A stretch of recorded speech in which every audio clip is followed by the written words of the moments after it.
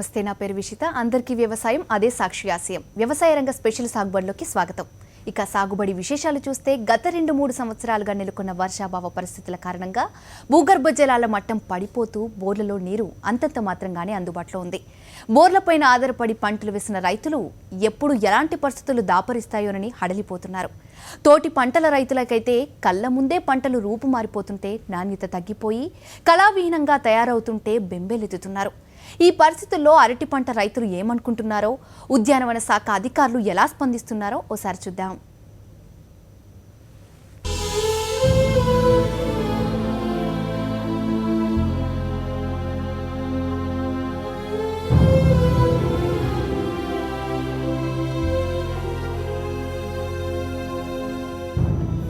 ఏ రోజుకు ఆ రోజు తీవ్రంగా పెరిగిపోతున్న ఎండలు, 4 నెలలుగా రాను పెరిగిపోతున్న సాగునీటి కొరతతో రైతులు, ముఖ్యంగా ఉద్యాన పంటల రైతులు తీవ్ర నీటి ఎద్దడిని ఎదుర్కొంటున్నారు. దీనికి తోడు రానున్న రోజుల్లో ఎండలు మరింత ముదురుతాయన్న వాతావరణ శాఖ అధికారుల సూచనలు రైతులను కలవరపెడుతున్నాయి. ఇక అరటి రైతులు పంటను కాపాడుకోవడానికి నానా తంటాలు పడుతున్నారు. విజయనగరం జిల్లాలోని అరటి పంటలో 90% బోర్ల ద్వారానే సాగు చేస్తున్నారు. అందువల్ల సరైన నీటి యాజమాన్య పద్ధతులను పాటించడంతో పాటు ఈ సీజన్లో వచ్చే వ్యాధుల పట్ల అప్రమత్తంగా ఉండాలి. రైతులు మొదట్లో అనుమానం వ్యక్తం చేసినప్పటికీ ఆ తర్వాత గోవు ఆధారిత వ్యవసాయాన్ని చేపట్టి వాట్ హ్యాపెన్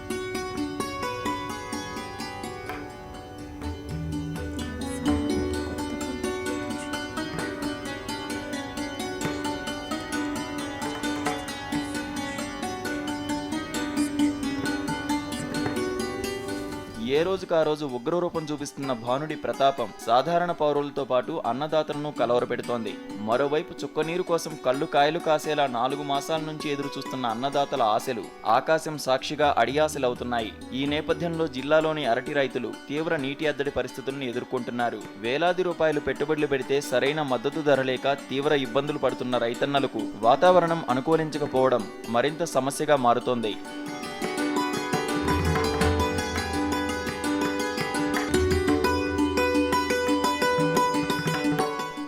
అసలే పెరిగిన కూలీల ధరలు, వర్షాభావ పరిస్థితుల్లో పంటను కాపాడుకోవడానికే వేలాది రూపాయలు అదనంగా ఖర్చవుతోందని రైతులు ఆవేదన చెందుతున్నారు. ఎకరాకు సగటున 700 నుంచి 750 వరకు అరటి పిలకలు నాటుకుంటారు.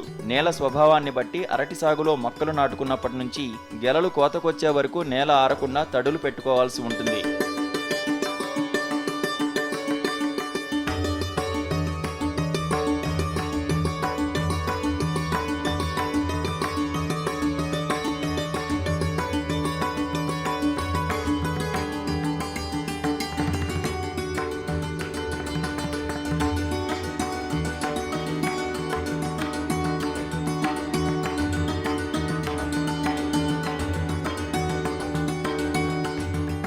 దీంతో పాటు ఎదుగుదల కోసం సరైన పాళ్లలో యూరియా, ఫాస్ఫేట్ వేసుకుంటారు.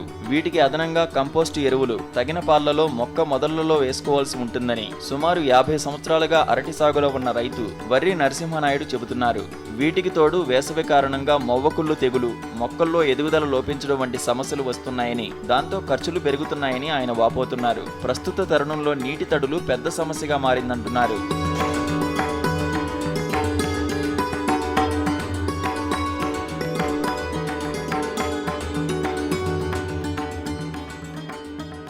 బోర్వెల్స్ తీసామండి. ఆ బోర్వెల్ నుంచి ఇక్కడ పైపుల ద్వారా వాటర్ పంపించుకుంటూ అరటి తోట సాగు చేస్తాను. 4-5 ఎకరాల కంటే ఎక్కువ లేదు. ముందంతా కొన్నే ఉంది. తర్వాత మేము పైపుల ద్వారా వాటర్ తెచ్చి ఇక్కడ వ్యవసాయం చేస్తాను అరటి తోటలో. తర్వాత మరి ఇంకే తోట పనికిరా, అరటి తోటలో ఒకటే వ్యవసాయం. తగ్గిపోయినాయండి, బాగా తగ్గిపోయినాయి. కానీ వాటర్ ప్రాబ్లం లేని వాళ్ళు కొద్దిగా ఆర్థికంగా డబ్బులు లేని వాళ్ళు చేయలేరు. అలాంటి నేను కొద్దిగా డబ్బులు పెట్టుబడి పెట్టి చేస్తాను. అది అరటి తోటల వ్యవసాయం చేస్తాను.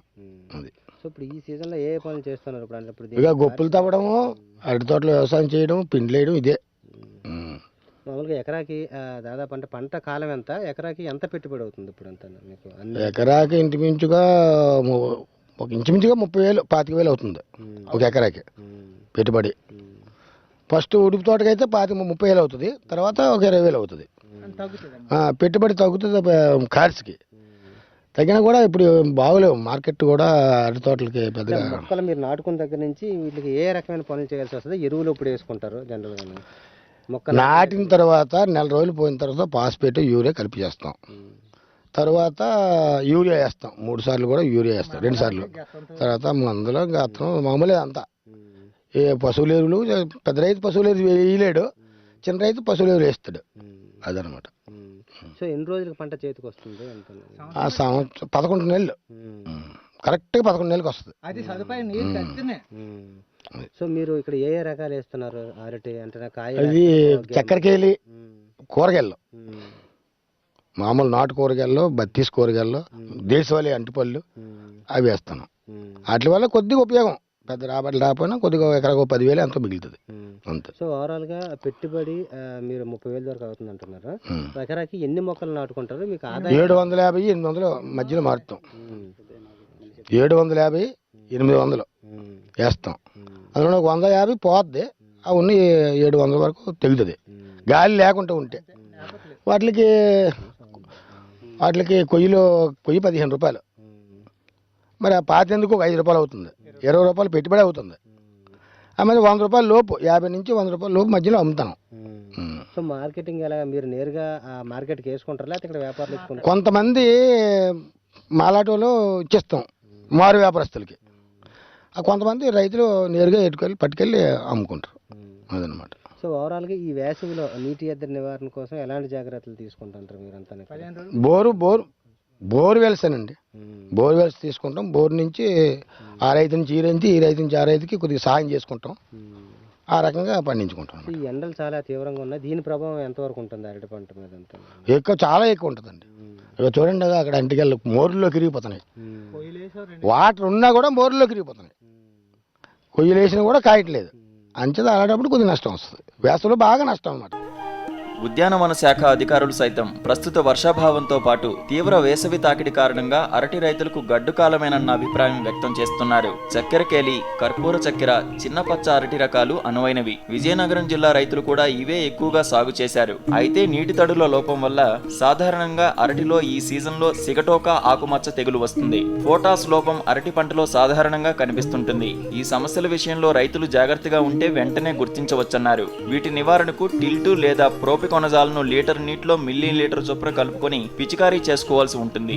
ఎదిగిన గెలలను అరటి ఆకులతో కప్పుకోవాలని అధికారులు సూచిస్తున్నారు. మరోవైపు నేలలో తడి ఆరిపోకుండా ఉండేందుకు తడులు పెట్టిన తర్వాత మొక్కల మధ్య సార్లపై ఎండిన అరటి ఆకులను లేదా వేస్ట్ మెటీరియల్ ను పల్చగా పరుచుకోవాలని, అంటే మల్చింగ్ చేసుకోవాలని ఉద్యాన శాఖ అధికారులు సూచిస్తున్నారు.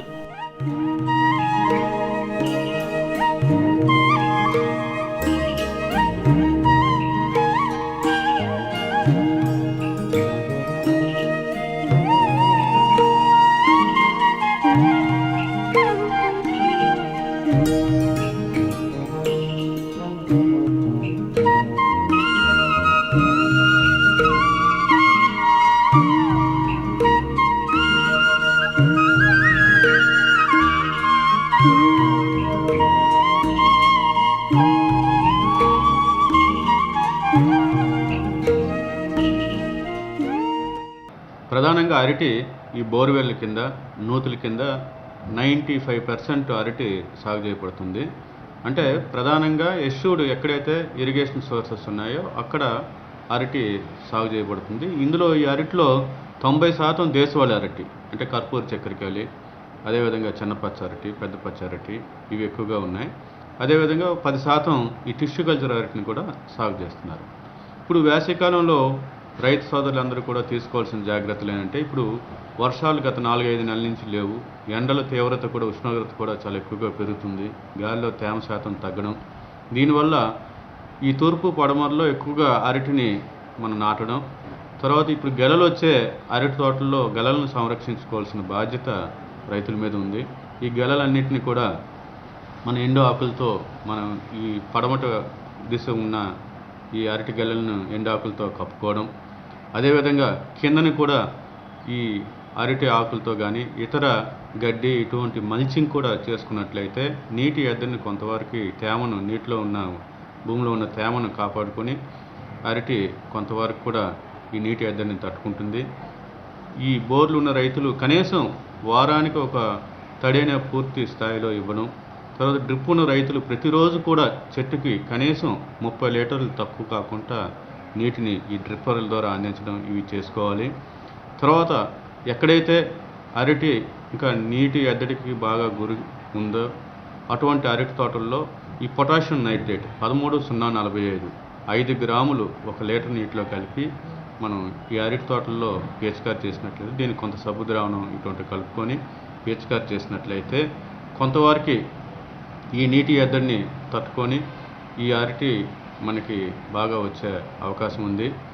అదేవిధంగా చిన్న తోటల్లో కూడా ఎక్కువగా ఈ సిగటోక ఆకుమచ్చ తెగులు ఇటువంటివి వస్తాయి కాబట్టి ఈ కార్బండిజం 1 గ్రామ్ కానీ, అదేవిధంగా టిల్ట్ 1 మిల్లీలీటర్ 1 లీటర్ నీటిలో కలిపి పిచికారి చేసుకున్నట్లయితే మనం ఈ చిన్న అరటి అంటే మొక్క తోటలని 6 నెలల్లోపు ఉన్న తోటలను కూడా మనం సంరక్షించుకోవచ్చు.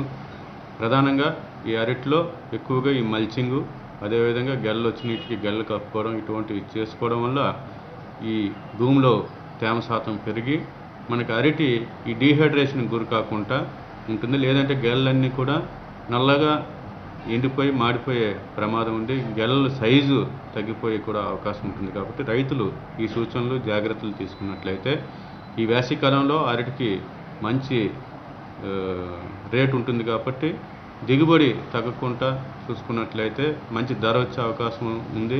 అదేవిధంగా రైతులు కూడా ఎక్కువగా మరి ఈ దిగుబడితో పాటు రాబడి కూడా సాధించుకునే అవకాశం ఉంది. అంటే జనరల్గా మొదట మొక్క తోటల్లో ఈ మొవ్వులు తెగులు వస్తుంది. తర్వాత ఈ పొటాష్ లోపం వల్ల కూడా మనకు మొవ్వులో ఉన్న ఆకు సరిగా రాకపోవడం, తర్వాత గెల కూడా మొవ్వులోనే ఉండిపోవడం, చిన్న గెల బయటికి రాకుండా ఉంటుంది. అందువల్ల ఇంతకుముందు చెప్పినట్టుగా ఈ పొటాషియం నైట్రేట్ 13,045ని పిచికారి చేసుకున్నట్లయితే మన ఈ పొటాష్ లోపాన్ని అధిగమించి ఈ గెలలు సైజుతో పాటు నాణ్యత కూడా మనం వచ్చే అవకాశం ఉంది. ఎండ తీవ్రత, చీడపీడలను సమర్థవంతంగా ఎదుర్కోగలిగితే అరటి రైతులు ఈ సీజన్లో కూడా ఆదాయాలను కళ్ళచూసే అవకాశాలున్నాయని ఉద్యాన శాఖ అధికారులు చెబుతున్నారు. ప్రస్తుతం పంట తక్కువగా ఉండడంతో డిమాండ్ గట్టిగా ఉంటుందని, కాబట్టి అరటి రైతులు సరైన సస్యరక్షణ పాటిస్తే లాభాలు కళ్ళజోడడం ఖాయమంటున్నారు.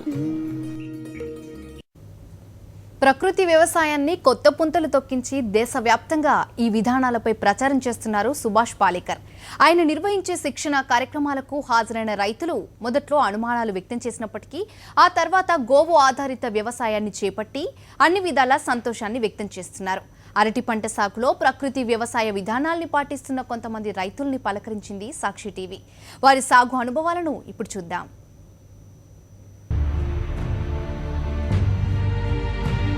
ఆరుగాలం కష్టించి చెమటధారలతో నేలను తడిపి సమాజం ఆకలి తీర్చుతున్న అన్నదాతలు సుఖ సంతోషాలతో వర్ధిల్లాలి.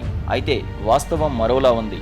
ఎడతెగని అప్పుల ఊబిలో కూరుకుపోయి దేశవ్యాప్తంగా లక్షలాది మంది రైతులు నిస్సహాయంగా ఆత్మహత్యల పాలవుతున్నారు. ప్రభుత్వ పథకాలు, శాస్త్రవేత్తల పరిశోధనలు, అత్యాధునిక శాస్త్ర సాంకేతిక ఆవిష్కరణలు ఇవేవీ రైతు ప్రాణాలను నిలబెట్టలేకపోతున్నాయి. సకల వృత్తులకు తల్లి అయిన సంక్షుభిత వ్యవసాయానికి కాయకల్ప చికిత్స చేసి రైతు లోకానికి తిరిగి జవజీవాలనివ్వడం అసలు సాధ్యమేనా? విష రసాయనిక అవశేషాలతో, పర్యావరణ కాలుష్యంతో జాతి యావత్తును రోగగ్రస్తంగా మార్చిన పారిశ్రామిక సేద్య పద్ధతిని ఉన్నట్టుండి మార్చడం సాధ్యమేనా? సాధ్యమైతే ఎలా? ఈ ప్రశ్నలన్నింటికీ ఉన్న ఏకైక శాశ్వత పరిష్కారం పెట్టుబడి లేని ప్రకృతి వ్యవసాయంలో తప్ప మరెక్కడా లేదంటున్నారు సుభాష్ పాలేకర్.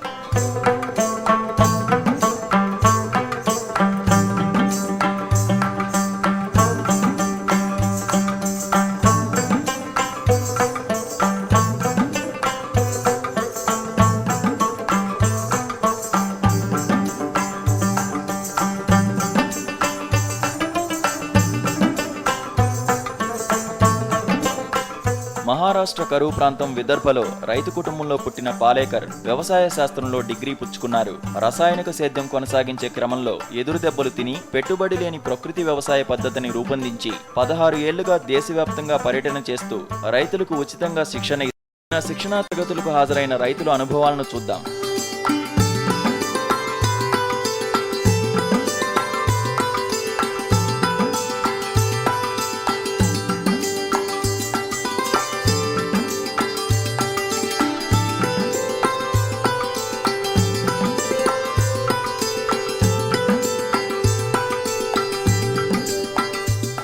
5-6 సంవత్సరాల క్రితం సుభాష్ పాలేకర్ శిక్షణా తరగతులకు హాజరయ్యారు. గుంటూరు జిల్లా నాదెండ్ల గ్రామానికి చెందిన రైతు నల్లమోతు సాంబశివరావు. పెట్టుబడులు పూర్తిగా తగ్గిపోయి ఇప్పుడు అన్ని విధాలుగా హాయిగా ఉన్నానని ఆయన అంటున్నారు. 7 సంవత్సరాలు చేస్తున్నామండి అరటి తోట, జీవామృతంతో పండిస్తున్నాం.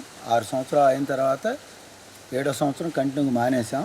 ఆ జీవామృతం ఎలా తయారు చేస్తారంటే ఆవు పేడ, ఆవు పంచతం, బెల్లం, శనగపిండి వీటితో తయారు చేసి 15 రోజులకు ఒకసారి కంటిన్యూగా ఈ 6 సంవత్సరాలు చేశానండి నేను. 6 సంవత్సరాలు అయిన తర్వాత పాలేకర్ గారు ఇక చేసే పని లేదురా, జీవితాంతం పైరేసుకొని పండించుకోవటం అని చెప్పాడు ఆయన. అందుకని ఈ సంవత్సరం కంటిన్యూగా వదిలేసాను. ఆయన ఎరువులతో వేసినప్పుడు దాదాపు మాకు 60-70 కట్టలు వేసేవాళ్ళం, 70 కట్టల దాకా వేసేవాళ్ళం 2.5కి.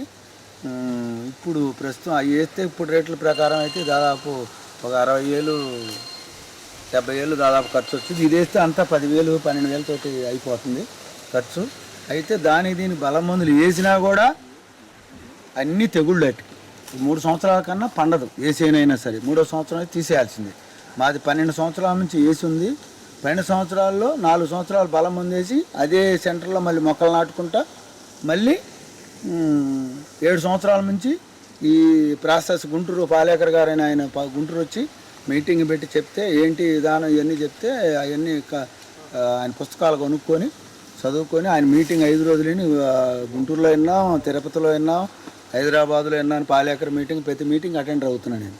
ఆయన చెప్పినని బాగా అర్థం చేసుకొని ప్రతి పంటకి తోసే తప్పకుండా 15 రోజులకు ఒకసారి జీవామృతం పోసాం. రెమ్ము ఖరీదు వచ్చి అప్పుడు 200 ఏమో అయ్యేది, నెలకు 400, 5,000 వచ్చేసరికి ఎకరానికి ఖర్చు సరిపోద్ది.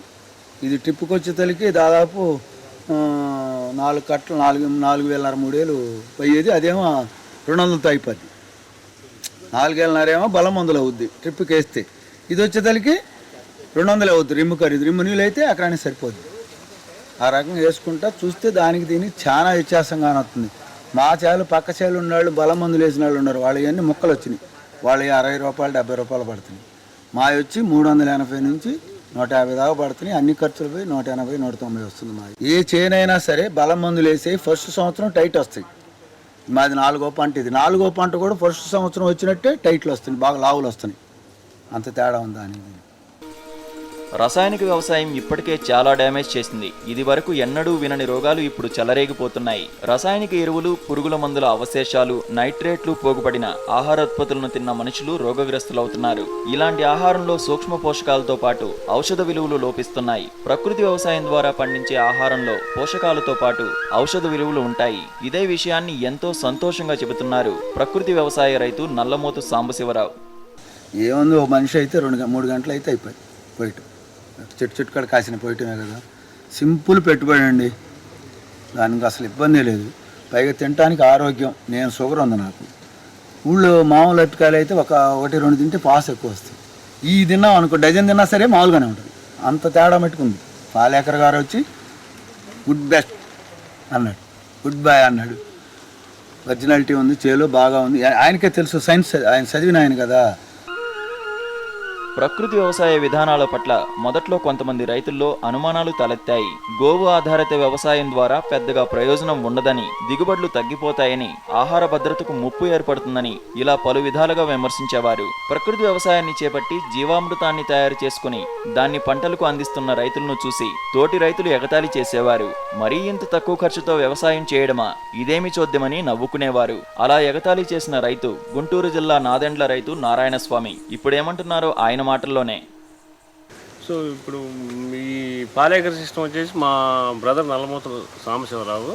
ఆయన మొట్టమొదటి ఈ పాలేకర్ సిస్టమ్ చేస్తుంటే ఇది ఎట్లా పండిద్ది, ఆవు పేడైంది, ఆవు పంచమైంది నేను ఎగతాళి చేసాను. వాస్తవంగా ఎగతాళి చేసి అయినా చూద్దామని నేను ఎకరం 40 సెంట్లలో ఇప్పుడు 5వ సంవత్సరం నేను రన్ చేస్తున్నాను. ఎకరం 40 సెంట్లు నేను పాలేకర్ సిస్టమ్ తోటి చేస్తున్నాను. నాకు ఫస్ట్ ఇయర్ అంతకుముందు ఒక 4 సంవత్సరాలు ఇది ఫర్టిలైజర్తో చేశాను. అప్పుడు ఎకరం 40 సెంట్లకు వచ్చేసి అప్పుడు 60,000 70,000 అయ్యాయి. తర్వాత 4 సంవత్సరాలు అంతే అయింది. దిగుబడి వచ్చేసి అప్పుడు కాయ క్వాలిటీ సరిగ్గా ఉండేది కాదు, దిగుబడి తక్కువగా ఉండేది. తర్వాత ఈ పాలేకర్ సిస్టమ్ మొదలుపెట్టిన తర్వాత ఫస్ట్ ఇయర్ మాత్రం నాకు ఎకరం 40 సెంట్లకు వచ్చేసి 10,000 ఖర్చు అయింది. ఏది కూలి కానీ ఏదైనా సరే. దిగుబడి వచ్చేసి 1,80,000 వచ్చినాయి. 2వ సంవత్సరం 1,60,000 వచ్చినాయి. సో 3వ సంవత్సరం వచ్చేసి 1,40,000 వచ్చింది. 4వ సంవత్సరం 1,40,000 వచ్చింది. ఈ 5వ సంవత్సరం ఏంటంటే మార్కెట్ లేదు, కాయ మొత్తం అంతా బాగానే ఉంది, మార్కెట్ లేదు. సో అందువల్ల 70,000 వచ్చింది. ఇది 5వ సంవత్సరం. ఇప్పుడు 6వ సంవత్సరం మళ్ళీ కంటిన్యూషన్లో ఉంది. సో ఇప్పుడు ఏంటంటే ఇవి పాలేకర్ సిస్టమ్ అనేది రిస్క్ లేని పని, ఆదాయం గ్యారంటీ. దేశంలో ప్రకృతి వ్యవసాయ రైతుల సంఖ్య క్రమక్రమంగా పెరుగుతోంది. ప్రస్తుతం 40 లక్షల మంది రైతులు ప్రకృతి సేద్యం చేస్తూ విషపూరితం కాని అమృతాహారాన్ని ప్రజలకు అందిస్తున్నట్టు ఒక అంచనా.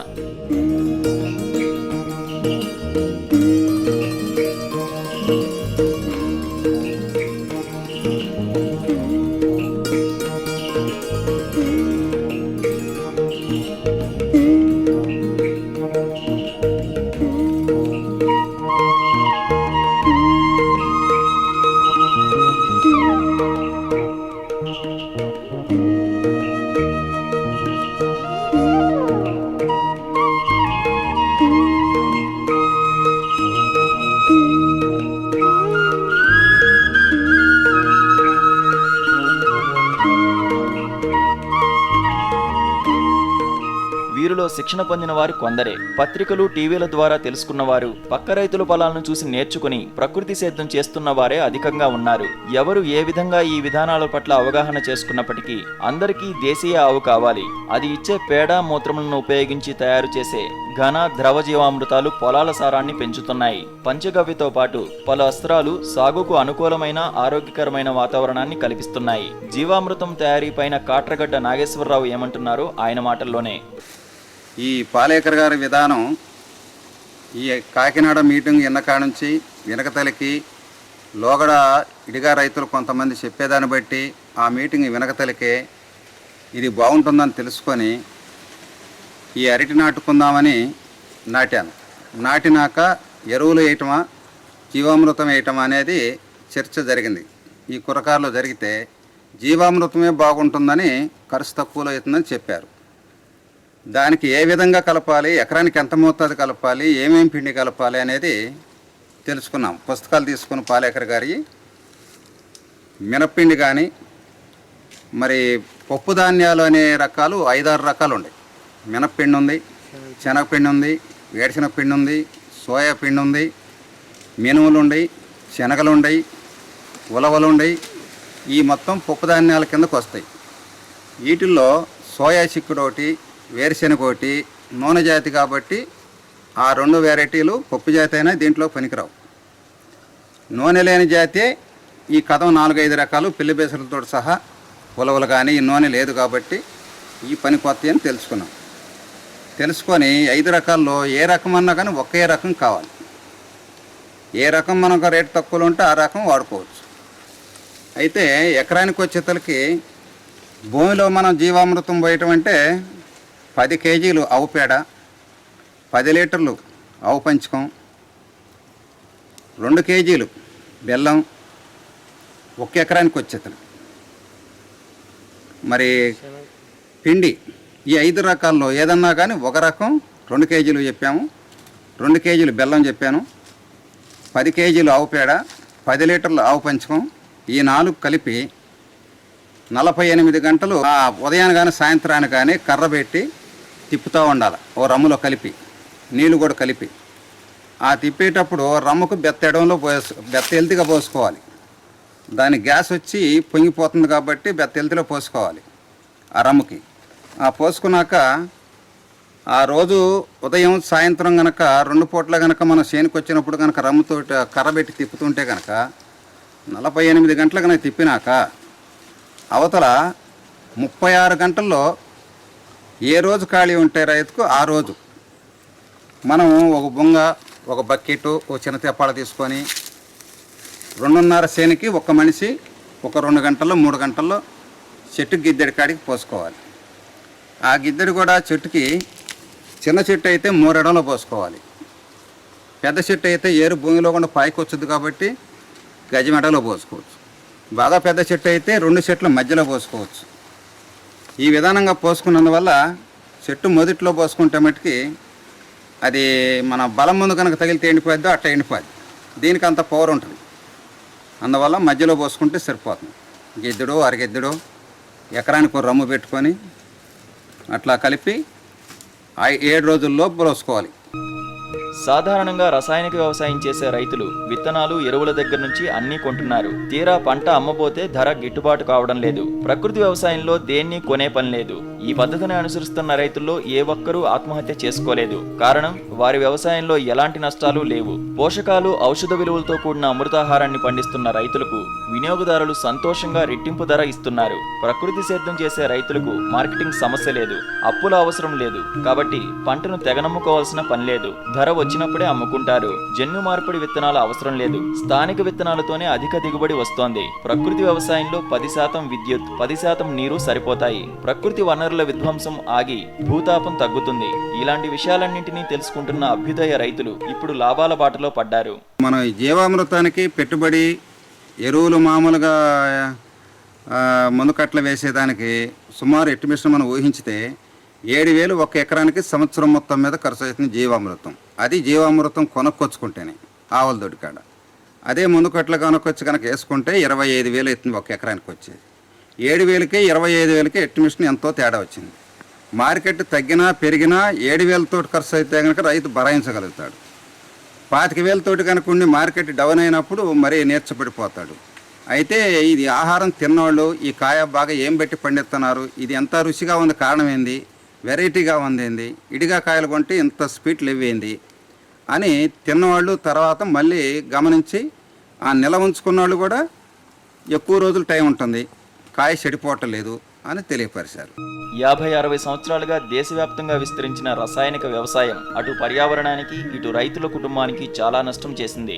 ఈ విషవలయంలోంచి రైతుల్ని బయటపడేసి వారి చేత ప్రకృతి వ్యవసాయం చేయించడానికి సుభాష్ పాలేకర్ చేస్తున్న కృషి ఎంతైనా అభినందనీయం. ఈ విషయాన్ని గుర్తించింది కాబట్టే ఈ మధ్యనే కేంద్ర ప్రభుత్వం ఆయన్ని పద్మశ్రీ అవార్డు కూడా ఇచ్చి సత్కరించింది.